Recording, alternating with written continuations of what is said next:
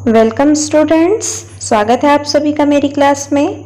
आज हम पढ़ेंगे जीव जनन कैसे करते हैं। जनन क्या होता है? What is reproduction? जनन वह प्रक्रिया है जिसके द्वारा सजीव अपने जैसे नए जीव उत्पन्न करते हैं।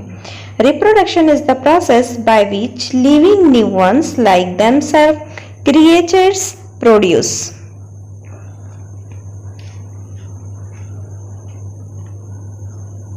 आप लोग जानते हैं जो सजीव होते हैं सिर्फ इन्हीं में रिप्रोडक्शन होता है। नॉन लिविंग ऑर्गेनिज्म में किसी तरह से रिप्रोडक्शन नहीं पाया जाता। तो सजीव जो होते हैं वो क्या होते हैं, उनमें कौन से लक्षण होते हैं? जो सजीव हस्तियां होती हैं उनमें कुछ लक्षण देखने को मिलते हैं, जैसे कि आकार का बढ़ना, इंक्रीजेस इन साइज, सांस लेना, टू ब्रीथ, पोषण प्राप्त करना, गेटिंग न्यूट्रिशन, एक स्थान से दूसरे स्थान तक आना जाना, to move from one place to another, जैसे पेड़, पौधे, जानवर और व्यक्ति। निर्जीव वस्तुएं यानी नॉन लिविंग थिंग्स, ऐसी वस्तुएं जो गति नहीं कर सकती या जिनका आकार समय के साथ नहीं बढ़ता, उन्हें निर्जीव वस्तुएं कहते हैं, जैसे मेज, कुर्सी, पंखा, प्लास्टिक आदि। That means objects that cannot move or whose size does not increases over time, they are called non-living things like table, chair, fan and plastic. सजीव अपने जैसे ही जीव उत्पन्न क्यों करते हैं? Why do living beings produce the same kinds of creatures as themselves? जैसे पौधों से पौधा, इंसानों से इंसान। इसका कारण है DNA. DNA means deoxyribonucleic acid. DNA क्या है? जैसा कि आप लोग देख रहे हैं, कोई भी सेल जो होता है या जो कोशिकाएं होती हैं उनमें केंद्रक पाया जाता है। उन केंद्रक में मौजूद होते हैं क्रोमोसोम्स और उसमें मौजूद होता है डीएनए। देखिए यहाँ स्ट्रक्चर के माध्यम से आप सभी को दिखाया गया है। ये हैं क्रोमोसोम्स और इसमें पाए जाते हैं डीएनए। किसी भी व्यक्ति में गुणसूत्रों की संख्या या डीएनए की संख्या जो होती है वो 46 ही होती है, यानी कि 46 होती है।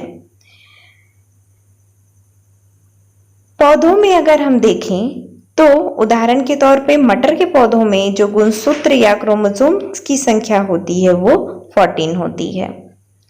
इन humans baby number of chromosomes are 46. This is chromosomes. यहाँ देखिए ये क्या है, डीएनए है और डीएनए के साथ प्रोटीन मौजूद होता है और जिन्हें कहा जाता है जीन। तो जीन क्या है? जीन गुणसूत्रों पर स्थित डीएनए की बनी वह सूक्ष्म संरचना है जो आनुवंशिक लक्षणों को धारण करती है और उनका एक पीढ़ी से दूसरी पीढ़ी में स्थानांतरण करती है। इसे ही जीन कहा जाता है। तो ये तो हो गया क्रोमोसोम के बारे में, है ना। अब देखते हैं कि जो क्रोमोसोम होते हैं या जो सेल से बनते हैं क्रोमोसोम्स, यानी सेल में पाए जाते हैं क्रोमोसोम्स और इसमें मौजूद होता है डीएनए। जो डीएनए प्रोटीन का निर्माण करते हैं उन्हें बोला जाता है जीन, यानी कोडिंग डीएनए। और जो प्रोटीन का निर्माण नहीं करते उन्हें बोला जाता है non coding sequence of DNA. ये सब हमने देखा क्रोमोसोम के बारे में। इससे आगे अब हम देखेंगे कि रिप्रोडक्शन क्या है, यानी जनन की प्रक्रिया क्या होती है। तो आइए हम जानते हैं जनन के बारे में। तो जो जनन यानी कि रिप्रोडक्शन, ये दो तरह की होती है, यानी दो प्रकार से होती है। Reproduction is a process that occur in two way. First is asexual reproduction यानी अलैंगिक जनन। सेकंड सेक्सुअल रिप्रोडक्शन यानी लैंगिक जनन। पहला हम देखेंगे अलैंगिक जनन यानी कि असेक्सुअल रिप्रोडक्शन। वह जनन जिसमें दो जीवों की भागीदारी नहीं होती, इनमें एक जीव के द्वारा ही आगे की संतान उत्पन्न होती है, इसे अलैंगिक जनन कहते हैं। Reproduction in which there is no involvement of two organism in this further children are produced by an organism. This is called asexual reproduction.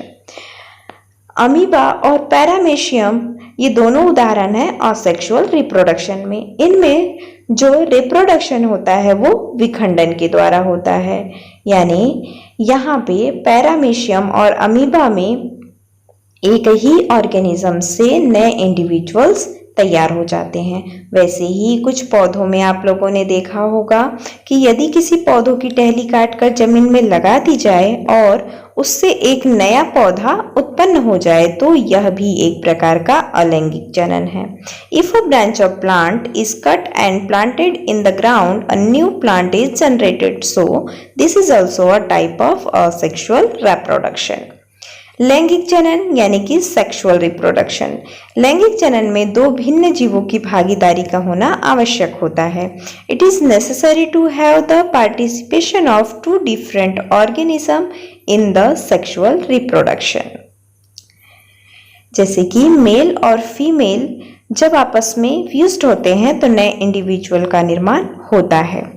Difference between asexual and sexual reproduction यानी अलैंगिक व लैंगिक जनन में क्या अंतर है। अलैंगिक जनन यह एकल जीव होता है, this are single organism. Sexual reproduction में माता पिता दोनों का होना आवश्यक होता है।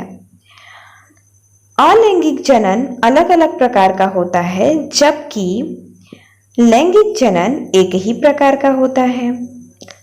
अलैंगिक जनन में विभिन्नता बहुत कम आती है जबकि लैंगिक जनन में विभिन्नता बहुत अधिक आती है।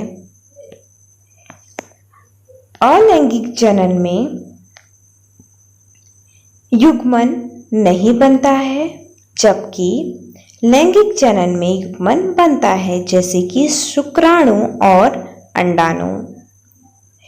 तो ये सभी हमने देखा आज की क्लास में कि रिप्रोडक्शन क्या होता है, क्रोमोसोम क्या होता है, जो मानव में भी लैंगिक जनन ही होता है, जिसके बारे में हम आगे की क्लास में चर्चा करेंगे। आज की क्लास में इतना ही। Thank you.